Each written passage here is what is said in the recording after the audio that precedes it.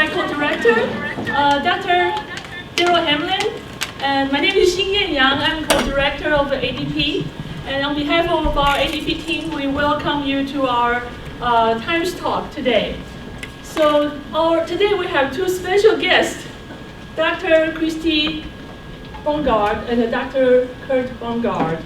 Years ago, when I first joined Fort Hays, they were my mentors and friends who introduced me to American Democracy Project and civic engagement, and the later Jana's campaign. Today, we are so excited to have them on campus, but also they will bring their experience and expertise to start our conversation in this Domestic Violence Awareness Month.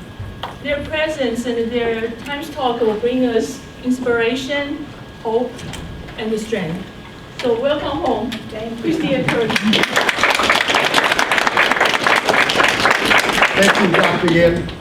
My name is Curt Brungardt, and this is Christie Brungardt. We're a husband and wife, and we taught here for years and years and years ago. I taught this part.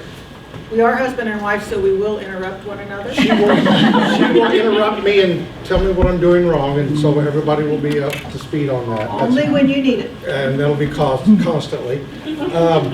I taught at the university here for 33 years, started out in political science and administrator, and then later developed the leadership studies program and degree program. Christie, 18 years in leadership studies. Christie was also the very first ADP faculty coordinator on campus. Larry Gould at that time was provost and asked Christie to do that. My background is actually social justice and community organizing, even through political science and with leadership studies. Christie's expertise is gender issues and leadership. And so, since we've been part of ADP since the very beginning and been part of Fort Hays State forever, we retired 6.5 years ago. I said 7, I was corrected just a minute ago. It's also great to see so many former students of mine. Oh my gosh. Yes, and you guys have normal jobs. So wow, I didn't screw you up too bad. I love that. But we're here to talk about something that happened to our life, and then what we've done about that. And hopefully it will spur some thought in your mind and possibly some actions that you can take. First of all, the format is going to be very informal. We have a few slides, but that's just to spur us to what we want to say and do. And then we'll open it up for questions about our work related to civic engagement, but more particularly about domestic violence and the work we've done with that. So, anything else I missed on the intro? So far, so good. Okay, what we're going to do is show the video first. Yeah, tell them it's just an overview. This is an overview of what we call an organization we created 16 years ago, 15 years ago, 15, 16? 16 years ago. 16 years ago. And it's about our family and about what we've done in response to violence perpetrated against us. And so some of this topic can be difficult for some of you, and I understand that. But I want you to hold with us if you can, and let's get through it. If we say something that is upsetting to you, please feel free to get up and leave, because this is a difficult topic, for sure, and especially in light of the things that have happened in Hays recently, it's even more difficult. So take care of yourselves.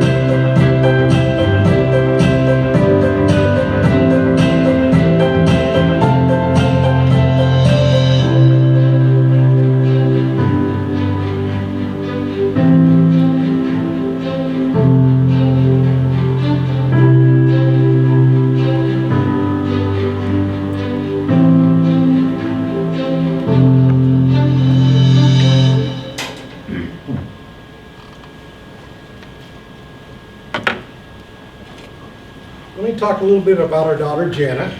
She was born in 1982, and she passed 2008, in July of 2008. She graduated from Hayes High School here in Hayes, Kansas, in 2000. She went to University of Kansas on a scholarship. She was a great singer. We got a really big scholarship to sing at KU, and we thought that was awesome. And then one day, as I think a sophomore, she called Christie and said, "Mom, I'm changing my major." And of course, being academic advisors at the time, we said, "No, you're not. You're a really good singer, and college paid for it." And she goes, "I don't care. I'll have to work jobs." She took a class in women's studies, and she was on fire about women's issues. And so we lost out. We lost out with scholarship dollars, but also it's because she was spending too much time on Mass Street, let's be honest. Actually, we have a lot of great stories about that. But she got her degree in women's studies in 2004, and she began to lobby in Topeka, the state capital there, on issues important to women, also equality issues for gay, lesbian rights, and did that for 3 years. And one day she called and said, for me to be the best advocate for women in the state of Kansas, I need a legal education. I need to go to law school. And that was what caught us off guard. And we said, okay, all right. So she took the LSAT and got into law school at KU and had completed. You're going to interrupt? I am. Okay, I knew it was coming. Wait as long as I could. Yeah. We hadn't talked about this, afraid you might forget this part. Probably. So, she just finished her first year of law school, and she called me one night and she said, "Mom, I'm breaking up with him. I'm going to have to break up with him." So she'd been dating this guy for about a year. We didn't have anything against him. We'd been to his house, he'd been to our house. Did for almost a year. But you have to keep in mind, at that point, we didn't know anything about domestic dating and sexual violence, and we knew nothing. So of course, I said, "Well, why? What's going on?" And she's like, "I don't know, he's just become so obsessive about me." She said, "He calls me all the time, he texts me all the time. If I don't answer him right away, he gets mad and starts calling." And she's like, "Mom, law school is hard. I just don't have time for that all the time." And she said, "Besides that, he just acts like he thinks he owns me." And none of those things set off any red flags in my mind. And then she said, "And besides that, keep in mind this is in 2008, stalking looked quite a bit different then than it does now." She said, "It seems like wherever I go next, there he is. I think he's stalking me." Even then, it didn't dawn on me, I should say, and I'm going to point to the options advocates here, because when somebody's in this kind of situation, they are the kind of people that you need to go talk to. Did I know that? No. Did I say to Jana, "Please go talk to a domestic violence advocate and create a safety plan"? No, because I didn't know I didn't know. So what did I say? I think probably what most parents would say. Break up with him then. And she did. And 3 weeks later, he killed her. No, I won't tell the rest. So he killed her. Let me back up a little bit. First of all, we knew the guy well and did not have never a single concern. In fact, when Jana's friends called and said, "We're looking for Jana, we can't find her," I never thought about him, ever. I knew there might be a new boyfriend or a possibility, so I'm tracking him down. I'm actually calling some friends I know that know the parents of this other kid. So we're going through that, tracking this other kid down. Not one time did I ever think about him. I think, they don't come with, killers don't come with shirts that say, "This is what I do." And so what happened was, we know that he had called her between classes at the law school. She was taking a summer class at law school. They had been separated for 3 weeks. She went over to his house. He called and told her that, "I have some money that I owe you. I have that money. Why don't you come by and I'll give it to you," right before 4th of July weekend. She went into the house, and that's when he killed her. And then it was a day later, then nobody could find Jana. And then we got the police involved and that they found her. By that time, they were searching for the killer, and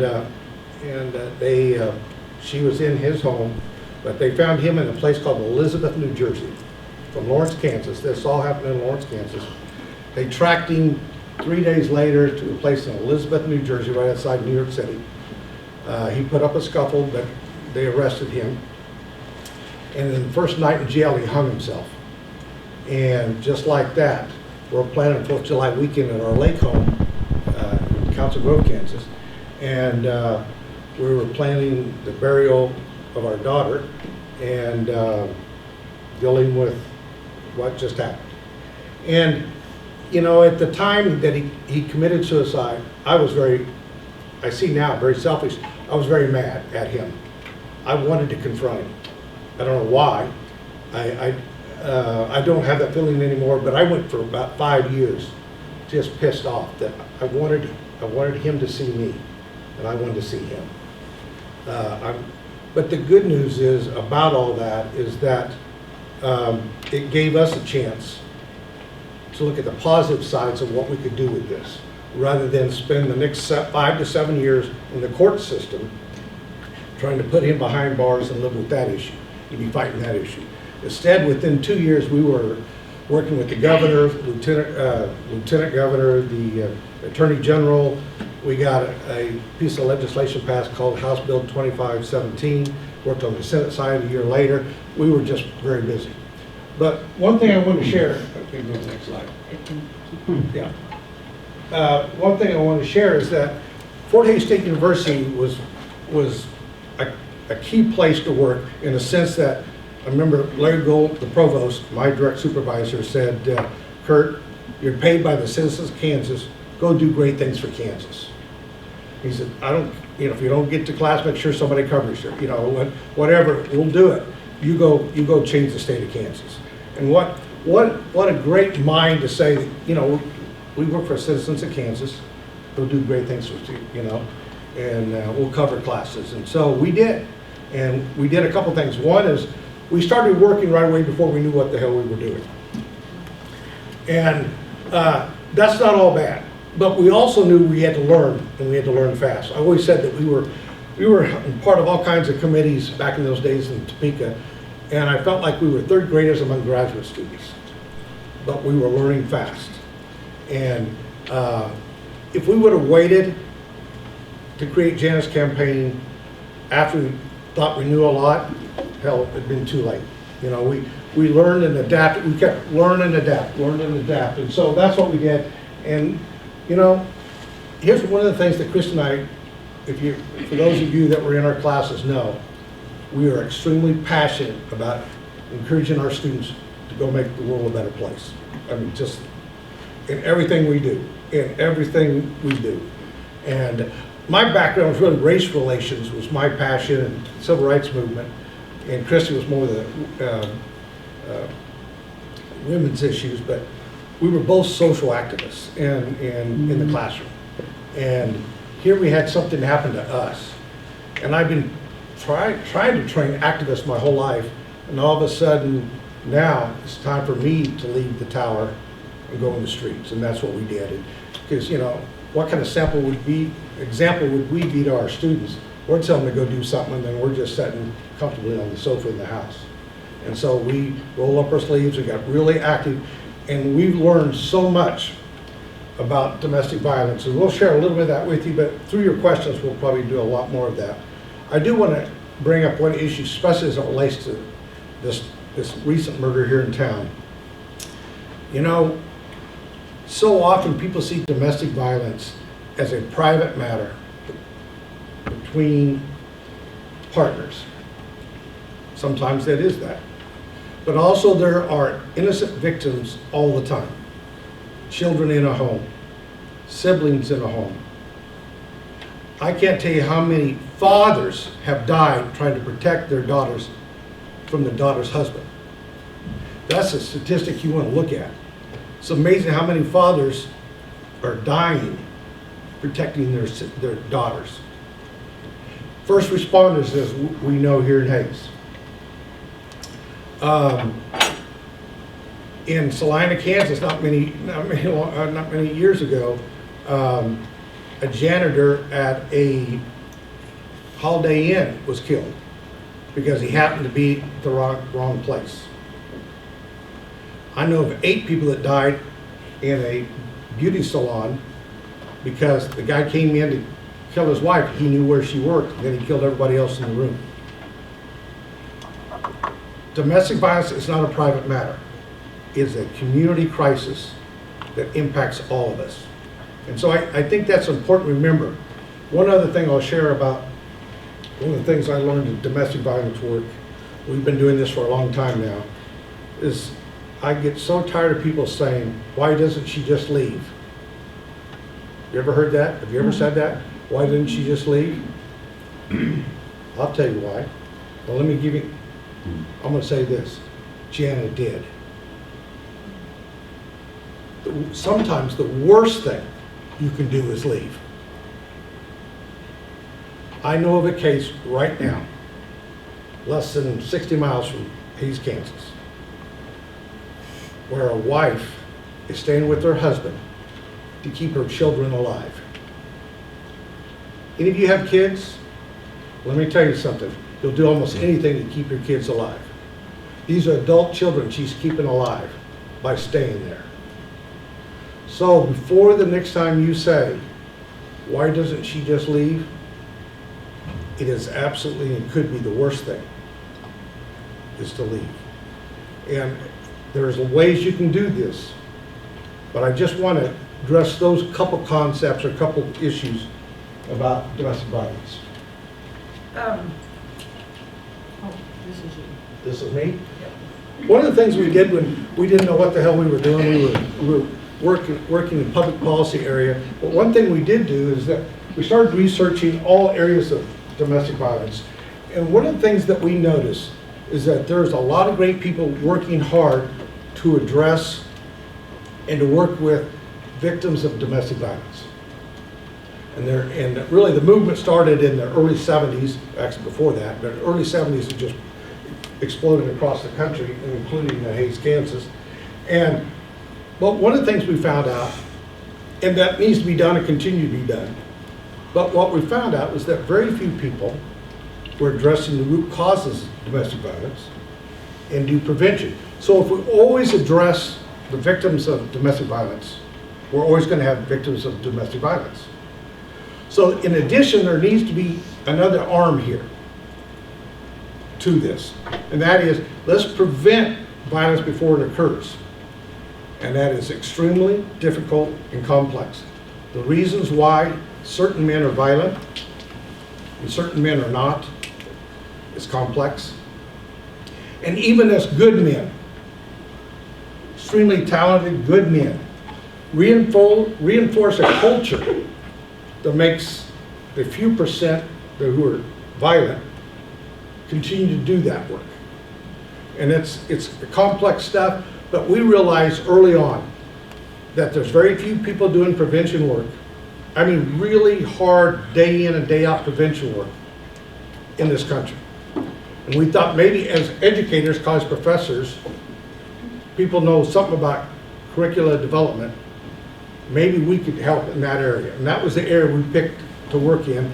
And so our mission statement is to provide quality educational program that prevents relationship violence, working through secondary schools, colleges, universities, and community-based organizations and agencies. We deliver specialized prevention strategies and curricula that are designed to prevent violence, build healthy relationships, and create new social norms. Big mission. Okay? Okay, 3 things I want to say before I go on to the next slide. One thing that I think every time anybody talks about domestic dating, sexual violence, we always have to be sure we remember that all of those things are as a result of someone deciding they are going to get the power and keep the control over another person. It isn't because a temper flared, it isn't because somebody got drunk. Now, are those extenuating factors? Can be. But every single incident is about power and control. One person saying, I'm going to get the power, and rather than having an equally balanced relationship, one person says, I'm going to get the power and I'm going to keep the control over this person. Every single time. And I don't want people to forget that. Another thing I wanted to say before I get into our actual work and the things that we have done, when I say we, when we first started Jana's campaign in 2016, well, no, in 2009, it took us a few years to kind of get it figured out what we're going to do. We really started doing the programming I'm going to talk to you about in 2013.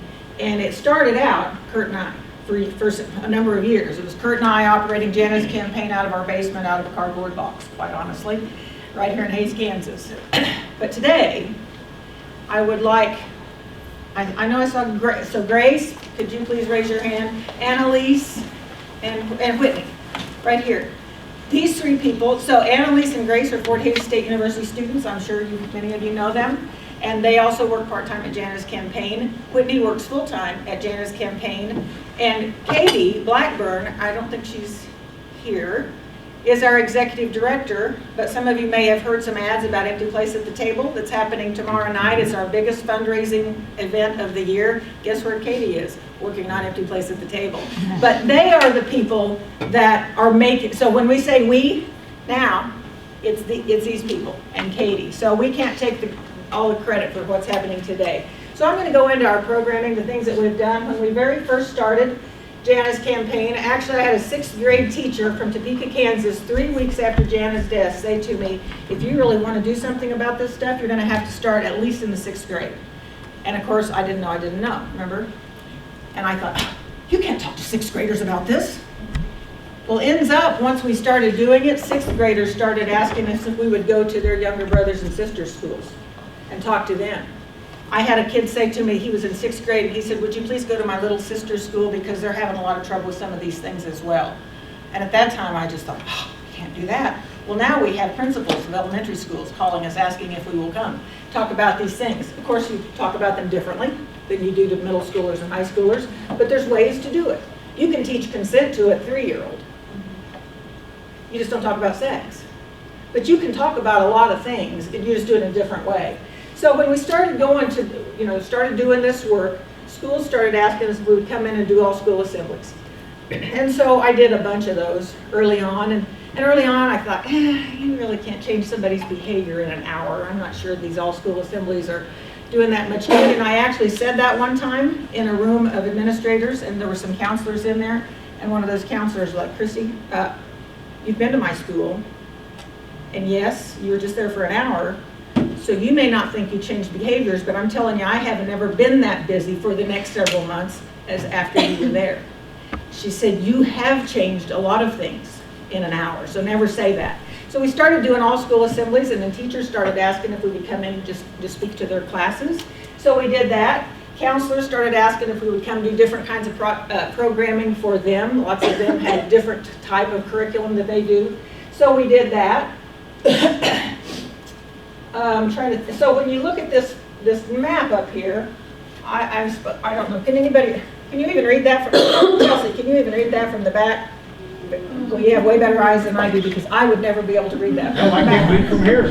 But I can tell you the different colored flags correspond with all the different types of programming we do. I'll just read them quickly to you. Classroom presentations, safe dates curriculum. We have trained over 500 middle and high school teachers, counselors, and administrators on a curriculum that desperately needed updating, and actually Katie and I got to be involved in the updating of that curriculum 2 or 3 years ago. We do many grant service projects. So if there are students in middle or high school that are interested in doing a project to help raise awareness about these issues in their schools, we will send them, their school, a $100 check to help offset the cost of that project. I think we've done, Whitney, you may have to help me out with some of these if you remember. I think 129 or something like that service projects across several states. We do awareness events, school assemblies, bystander intervention. The research shows that one of the most effective things we can do to help reduce all of these issues is to help bystanders to these situations understand more about how they can help and do it safely. And so the research has shown that consistently ever since we've been studying this stuff.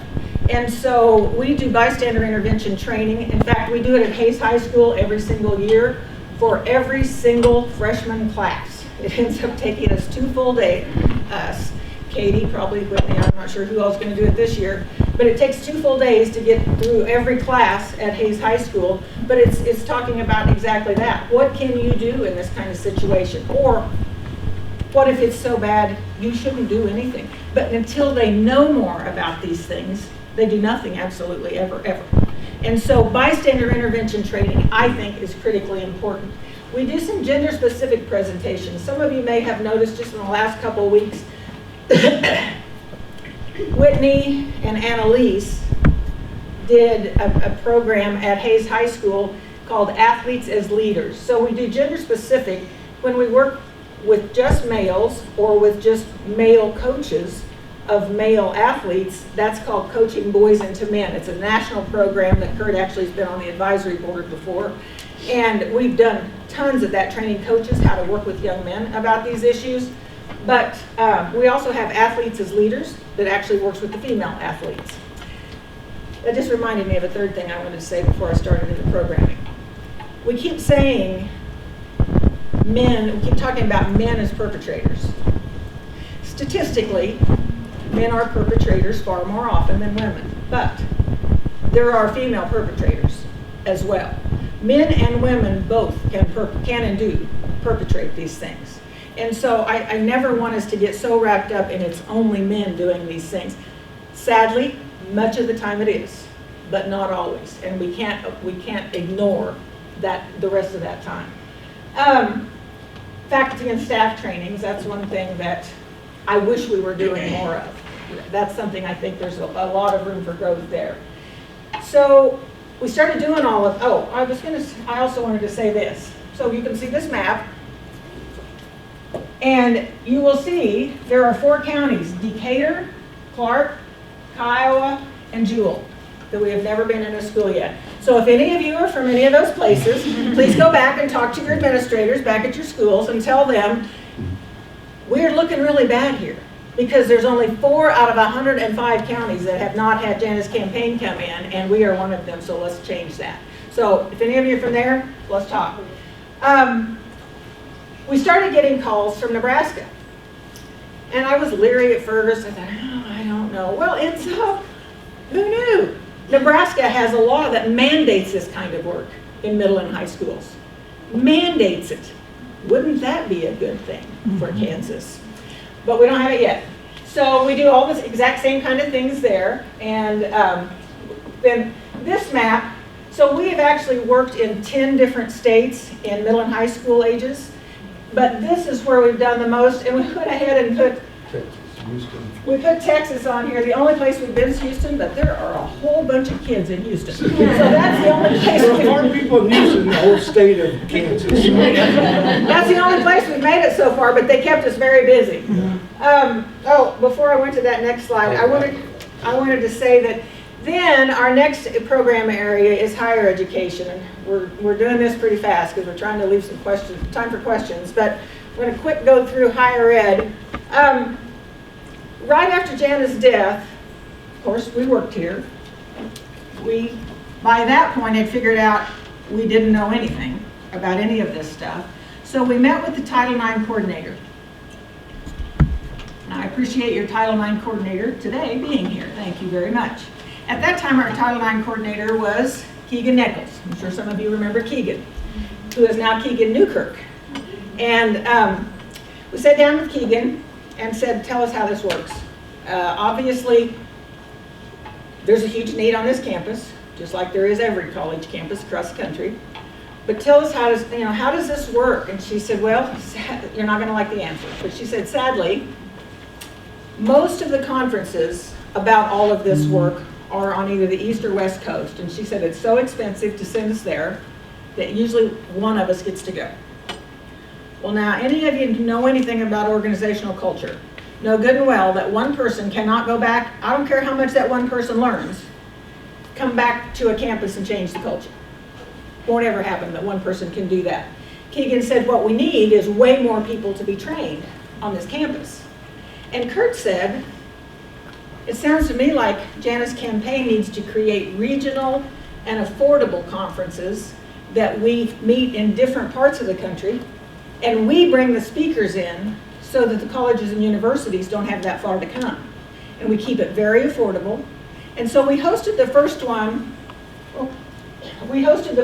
in that blue or purple or whatever that section is, in Kansas City. And we called it the Heartland Campus Safety Summit. And it's designed for anyone, whoever steps foot on a college campus, whether you're a student, whether you're faculty, whether you're staff, whether you're administrator, whatever. There's going to be something for everybody at these, we call it our college summits, our safety summits.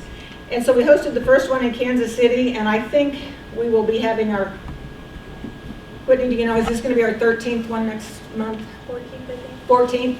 So 14 years ago. We're about to have the 14th Heartland Campus Safety Summit, and it's always very well attended, and it's been a very good thing. And from that, we had people say to us, would you come do something similar to that in Colorado Springs?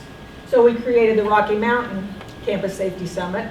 And then we had some people at Ball State University up here in Indiana say, would you come do that? So we created the Midwest Campus Safety Summit. And then we had people down here in Houston saying, can't we get you to come do one down here? So then we created the Gulf Coast Campus Safety Summit. And to be real honest, when you've got 2 full-time people, 2 crazy volunteers that don't even live here anymore, and two students working in Jana's campaign, we don't have the capacity to do 4 of these every year, plus all the secondary ed and community stuff that we do. So we're down to doing 2 to 4. It kind of varies every year. This year we just did 2 campus safety summits, but they were very successful, very well attended. And so what else should I be saying about that? I'd like to add one thing, is that we were at a conference at Dartmouth, and the speaker was Lynn Rosenthal. She was the personal advisor to President Obama at the time. And she began to talk about what we had created. And Chris and I are looking at each other like, is she talking about us? And she was. I mean, the White House was recognizing the impact that this was having. And we were like absolutely stunned. I remember we were just like, our jaws dropped, and the lady behind us knew it, and she goes, yeah, we're talking about you guys. I hope it's good, you know, but. When you're this tiny little mom and pop shop, at that time it was just Curt and I, and you know, we about fell out of our chairs. We're like, how do they even know about this? But I mean, it was quite an honor. We were stunned for sure. Yeah. But anyway, that's our safety summit work. And now, we're going pretty quickly through this. No, I'm going to show these videos. Oh, yeah. Sorry, I have to override you sometimes. Not sometimes, all the time. Well, it's only because I'm right. So, tell me again, Dr. Yen, when were these created? This was a year and a half ago. A year and a half, maybe. Dr. Macy was at the final presentations as well. I don't remember exactly when it was. Last year. Yes, last year. When we were getting close, and I know our video that had all those stats in it was pretty fast, so in case you weren't able to catch up with all of that, so far we have worked with over 103,000 middle and high school students directly. So as a direct impact, we're pretty proud of that. And Dr. Yen said, hey, I've got some students looking for some video projects. Let us create a couple of videos for you so that when you reach 100,000, you can really brag about it. And so I'm going to play those 2 videos right now. They did an excellent job.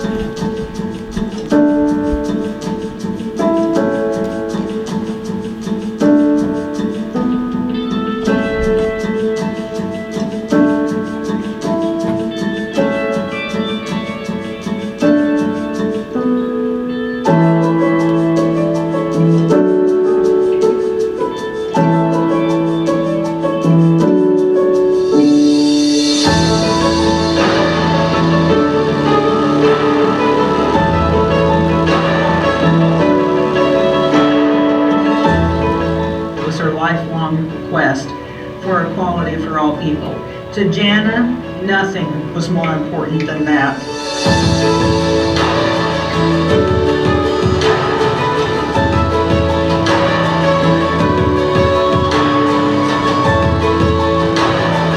It's going to be bigger than anything that's ever happened before. And it was pretty impressive. Those students dug through so many videos. And the ND Pink now. And, oh, that's right. Nicer for the video. Exactly right. And they dug through so many videos. They found that little clip of Jana, and she was talking about something totally different, but I thought that was pretty impressive. They found that little clip and inserted it in a 1-minute video. And thank you, Andy. That's exactly right. And Andy was at the final presentations as well, and that meant so much to the students. And here's the other one.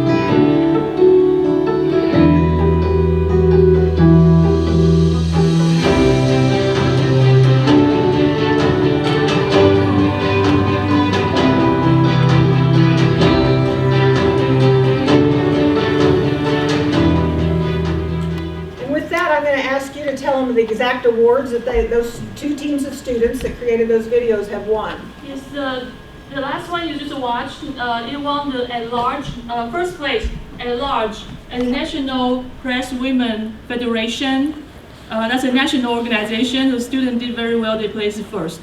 And the first video you saw won second place at the annual contest for Kansas Professional Communicators contest. So both groups did very well. And here's the civic engagement tip for you all today. Every single one of you is in a class that could do something that could help this community. Whether it's a nonprofit or whatever it is. Every single one of you is in a class that could help this community. Ask your professors if they are doing some civic engagement through their classes. Ask them if they're doing any type of service learning.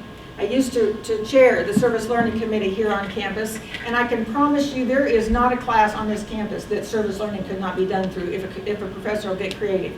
I don't know how much of that is being done anymore here on campus, but I'm just going to ask you all to see about the classes you're in and see if it can't be done there, because not only is it good for you, you will learn more about your discipline, you will help the community at the same time. Why would you not do that?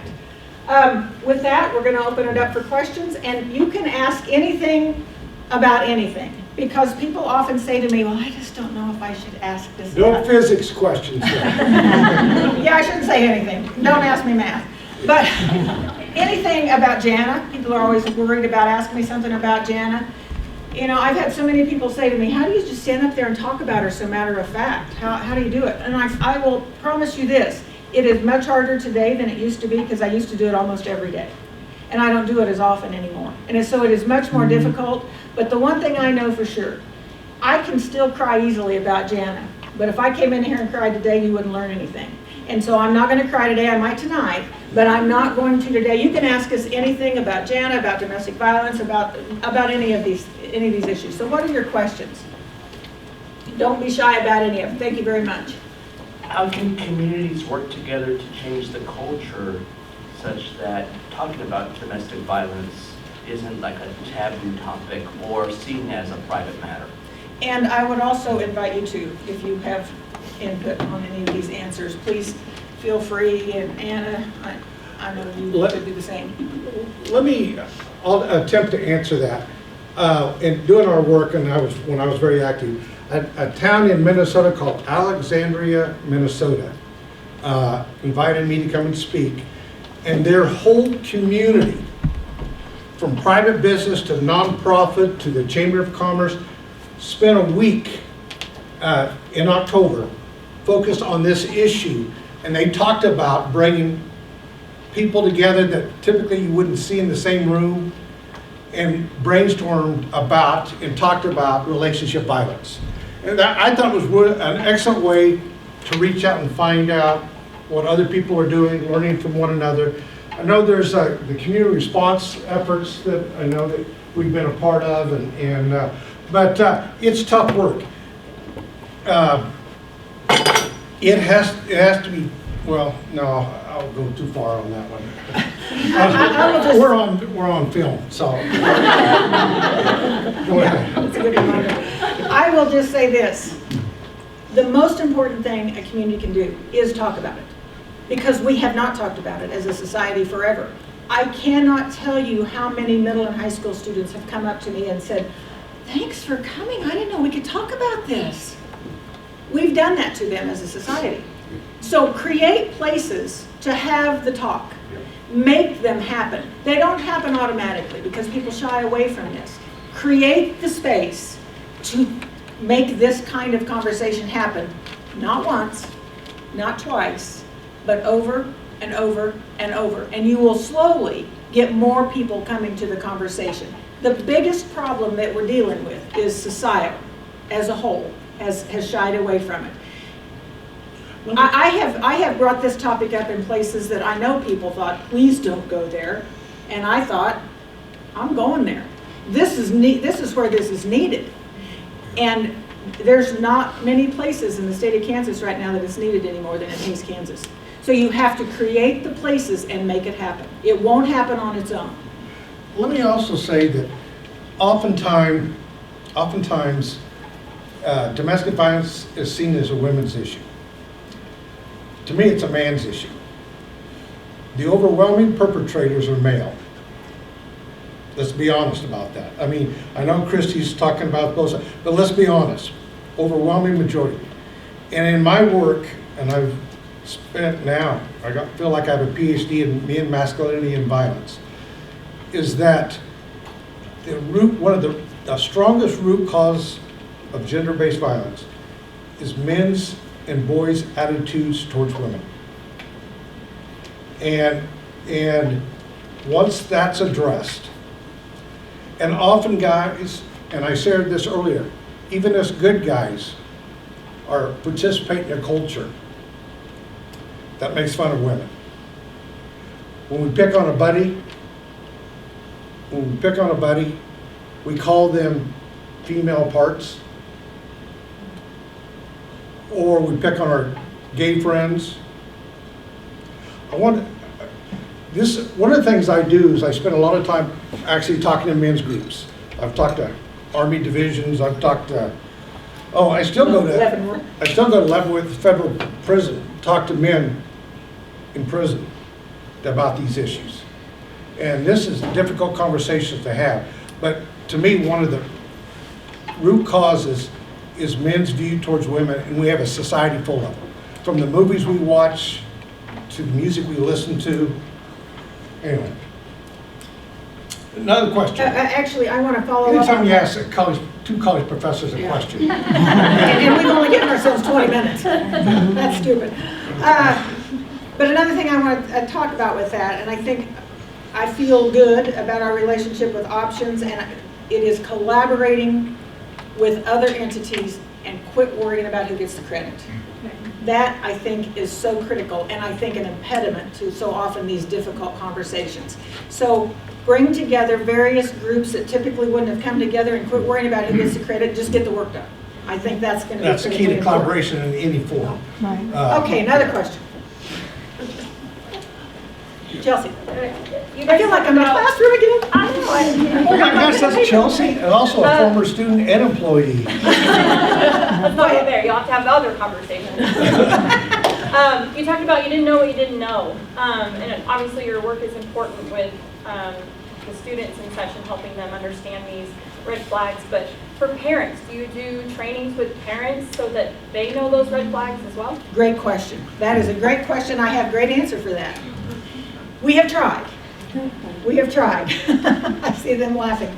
They have tried. So let me just give you a couple examples about us trying to do that. We had a school one time in Southwest Kansas ask if we would do a parent presentation of an evening after we'd been to the school that day with their students. And I said, oh, I'd love to do that. You bet. So we put a presentation all together, and this was when we didn't know enough, but we were trying anyway. And so we put together a presentation. And I said, I think it'll be hard to get parents to come. And they were like, oh, no, we've got so many students. We'll get a good crowd. 2 people showed up. 2 people showed up. So a few months later, Another school in southeast Kansas asked me if we would do that. And I said, well, yes, we have a presentation and we'll be happy to do it, but let us warn you, it might be difficult to get people to come. And the principal said, we have the best parents in the universe. They will be here. We'll advertise it a lot. They're so good. They come to everything. They'll be here. So we did. We go in there and the principal's there and the counselor's there and a mom. And so that's been 2 attempts. We tried it, I don't know, 3 or 4 times, and we've not had any luck. I will say that we have a young man on our board recently, on our Jana's campaign board of directors, who has us come to his middle school in Olathe every year. And he teaches at, I don't remember the name of the school, but he teaches there, and he said, I will get parents there. Actually, side note, his wife was in law school with Jana, so I loved that part. And he said, we'll get parents there, and I thought, well, I know you think you will, and I hope that you do. He did. He did. So it can be done, yes, it can be done, and it should be done. Am I correct? It should be done, but it is very difficult. And I will say this, as a parent, when Jana was middle and high school, if somebody would have said, oh, are you going to go to that talk about domestic violence at the high school and dating violence and sexual violence, I would have thought, well, I don't need to go to that. Because when you don't know, you don't think it impacts you ever until it does. And I have often left, this is kind of gruesome really to do this to audiences, but I've done this before. I've left audiences of adults sitting around, and my last thing to them was, don't wait till it's your daughter that's murdered before you learn more. And I can promise you that gets their attention. Great question. I wish I had a better answer. I think back It's like we to have the, more work to do. Oh yeah, Yeah. a ton of work to do. and this community is ready to have the conversation. Yeah, yeah, if there was ever a time. Let me share how I end many of my speeches about this topic. As I told you, I was a civil rights professor per se, and I always talked about John Lewis and Martin Luther King Jr. And one of the things that they always talked about was lifting the rug. Actually, in one of John Lewis's book, there's a chapter ahead that says lifting the rug. That oftentimes racism was swept under the rug. Everybody kind of knew it was there, but you didn't have to see it. And what the civil rights leaders of the late 1950s and 60s did is they wanted to grab the rug and show the good old white folks what racism looks like. I'm being as blunt as I can be. That was the purpose of going to Montgomery, Birmingham, Selma, was to lift the damn rug and show good old white folks what racism looks like. Okay?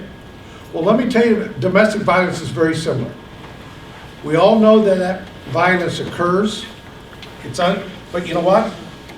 We sweep it under the rug. Families sweep it under the rug. Right? So I shared that, same place, Alexandria, Minnesota is where I shared that. And at the end of my presentation, people were leaving. And this older lady, I'm going to guess 175 years old, at least. It might be the oldest person I've ever seen walking with a walker. She was doing that, wasn't in a wheelchair.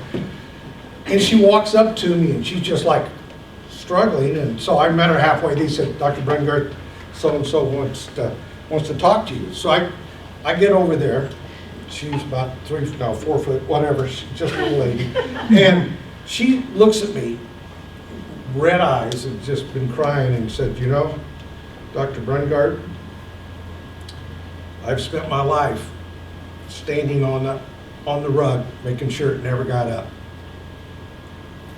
And I almost lost a daughter because of that. If you allow me, this is how she said, if you allow me, I'm going to get off the rug and I'm going to help you lift it.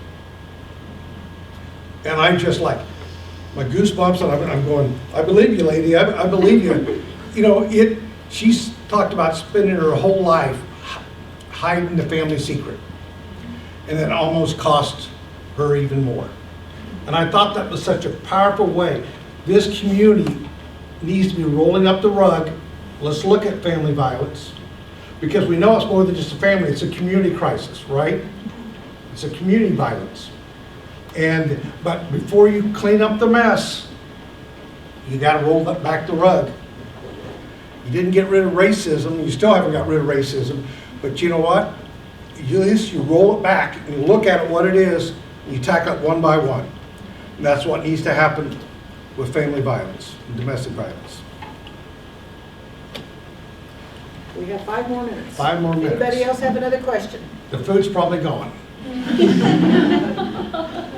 One more question. Yes. Have you received like any pushback, especially in like Camden areas? Yes, we have. I would say not as much as I expected, to be quite honest. But we have had, yeah, of course, there's been some, sadly, well, I shouldn't say sadly, of course they should do this. Some schools, before we go in, will send forms home for parents to sign. For instance, I will give you, I won't say the school, but one school that I went to, they had told me that they were going to send forms home. So when I got there, I said, well, so is anybody not coming? Did anybody's parents say no? And they said, yeah, 4 students. And they knew that 3 of the 4 were living in this. They said it's so sad because they're the ones that need to be here, but they won't be here. And, and I get that. I get that too. But we've had probably, that I know of, 4 or 5 instances similar to that. I'm trying to think of any pushback we've just had community-wise. None that I can just think of off the top of my head, but from some schools and some parents, yes. Like everything else in life, we hear secondhand. People don't say anything. The interesting thing is how many people blame Jana for her own death. Yeah. Let me explain how they do that. They'll say, well, why did she have to go over to his house? Well, she was a smart girl. Obviously, how did this happen to her? Those are the questions I would always get in presentations. They'd always ask me about Jana's behavior. I've never received in this 15, 16 years, anybody ask me about his behavior.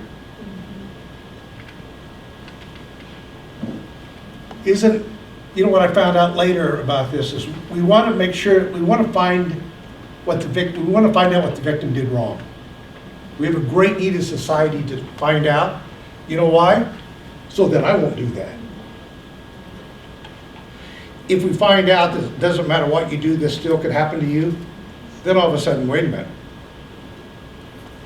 You mean I'm a threat, right? We don't want that. We want to know the victim did something wrong, damn it. So we can blame the victim. Yeah. And so I've had tons of people, good meaning people just say, and all of a sudden I'm just sitting there hearing this one after another. And no one ever brings him up. Ever. Isn't that interesting? So the next time you get ready to blame a victim, no, you don't blame the victim. You do it in a different way, but of course that's what you're doing. Isn't that interesting? I probably did it myself, but you started thinking about it. Everybody just wants, please tell me Jana did something wrong so I won't do that. Interesting idea, isn't it? Hi, Kim, one of our former employees. Actually, I was just going to point out, we have another former Jana's campaign employee, Kim, back here in the back, Sabula. Thank you for coming. We're out of time, but we'll take one more question. A short, quick one. Yeah, because this isn't very complex. So I'm librarian. It's banned books week this week. Oh, gosh. We're lucky to be on a college campus where it's just fun and we made some buttons. But there's controversy going on in our own community about the kinds of materials that children are exposed to or that are available to children. You said when you present in elementary schools that your presentation changes to approach those children. So what advice do you have on maybe for parents or for those in the community about addressing these issues with children and the benefits that has? Wow. First, I have to say, Jana used to babysit Anna. I just have to say that a lot. She babysat Anna a lot. I'll let you answer that one. That's a little complex for this little brain. You know what? I don't have an answer for you, is the quick way, the short way. I knew it needs to be tackled. It really does. Our second home is in the state of Florida. We live in the winter months in South Florida. And that whole state is divided about that very issue. I'm a very open, let everybody see everything, you know, and so I'm not the person to answer that. But I do believe that there's appropriate materials for appropriate ages. Nobody I think would argue that point. It's just how you do that. It takes quality people to be able to do that. And like as Christie said, talking about consent, I've seen it in action teaching really little children consent and how successful that can be. And there's a lot of principles like that that can be done. But I don't know the answer to how do we help people understand that. That's the million-dollar question, for sure, and I have no answer. Sorry. I wish I did, because it needs to be answered. Yeah. I think that's it. I know we're out of time. Thank you all so much for being here. It's fun to be back on campus. Thank you for the invitation. First presentation in 7 years on this campus, 6.5 years.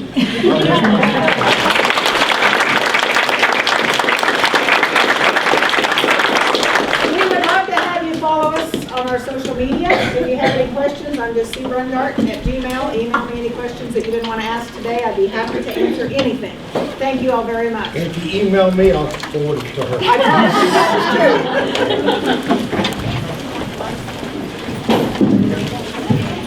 And we are more